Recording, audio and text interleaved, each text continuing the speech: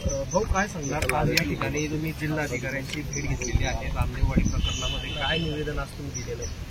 आज रोजी गोरसेना तसेच विविध सामाजिक संघटनेच्या वतीने माननीय जिल्हाधिकारी साहेबांना आम्ही या मागणीचं निवेदन दिलेलं आहे की रामदेववाडी प्रकरणामध्ये जो आतापर्यंत पोलिसांनी तपास केला आहे तो तपास दिवसेंदिवस असा उघडकीस येतोय आणि त्याच्यामध्ये पोलिसांनी कशा पद्धतीने या आरोपींना पाठीशी घालण्यासाठी राजकीय प्रेशर खाली काम केलेलं आहे, या सगळ्या गोष्टी दिवसांदिवस उघडे होत आहेत। या अनुषंगाने आम्ही एक प्रमुख मागणी केली आहे की या प्रकरणामध्ये जे तपास अधिकारी राहिलेले ज्यांनी जाणीवपूर्वक या आरोपींना शय देण्याच्या दृष्टिकोनातून ज्या पद्धतीने या आरोपींना इथून त्यांच्या पालकांच्या ताब्यात दिलं, त्यांचं ब्लड जे काही सॅम्पल आहे ते उशिरा घेतलं आणि कधी घेतलं, काय घेतलं, या सगळ्या गोष्टीचा खुलासा त्यांनी आतापर्यंत केले नाही। याच्यामध्ये एकंदरीत तपासामध्ये मोठा संशय आहे आणि कुठल्याही परिस्थितीत ज्या पोलिसांनी हा तपास केलाय ते निलंबित झाले पाहिजे, त्यांना बडतर्फ करण्यात आले पाहिजे,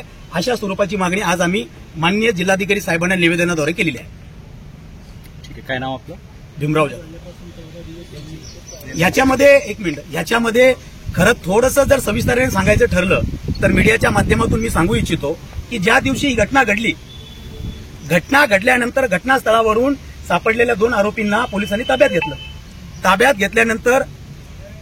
घेतल्यानंतर त्यांनी इथं सिव्हिल हॉस्पिटलला ऍडमिट न करता, कुठल्याही एमएलसी वगैरे ती प्रोसेस न करता पारोळ्याला पाठवून दिलं। पारोळ्याच्या पोलिसांवरती जबाबदारी दिली। ब्लड सॅम्पल हे उशिरा 7 तासाने घेण्यात आलेले, म्हणजे हा कसला प्रकार आहे? हे कुणाच्या सांगितल्यावर केलं जातं? आणि आपल्या जिल्ह्याचे मंत्री महोदय गिरीश महाजन साहेब म्हणतायत की आम्ही याच्यामध्ये कुठलाही राजकीय दबाव आणत नाहीये, उलट आम्ही ही सगळी कारवाई करण्यासाठी पोलिसांना सांगितलेलं आहे। हे साधा दातांत खोटं आहे। त्या सगळ्या ग्रामस्थांना आम्ही विचारपूस केली, स्वतः फिर्याद्यांना विचारपूस केली। खरोखर मंत्री महोदय सांगतायत त्या पद्धतीने त्यांच्या सांगितल्यावर गुन्हा दाखल झालाय का? बिलकुल ग्रामस्थ सांगताय की हा ग्रामस्थांची एकजूट होती, विविध सामाजिक संघटनेचा हा पाठपुरावा होता, त्याचा परिणाम म्हणून पोलिसांना उशिरा का होईना कारवाई करावी लागली आहे। मग एकीकडे मंत्री महोदय जर खोटं बोलताय तर स्पष्टपणे दिसून येते की मी अंतर्गत अप्रत्यक्षरित्या आरोपींना बचावासाठी हे सगळे प्रयत्न चाललेले आहेत। असं सांगितलं जातं की मंत्री महोदय त्या दिवशी आले खरे, परंतु कुठे गेले होते, कुणाला भेटले, आणि त्यांनी आरोपीची भेट घेतल्यानंतर आरोपी तात्काळ पारोळ्यापर्यंत पोहोचले।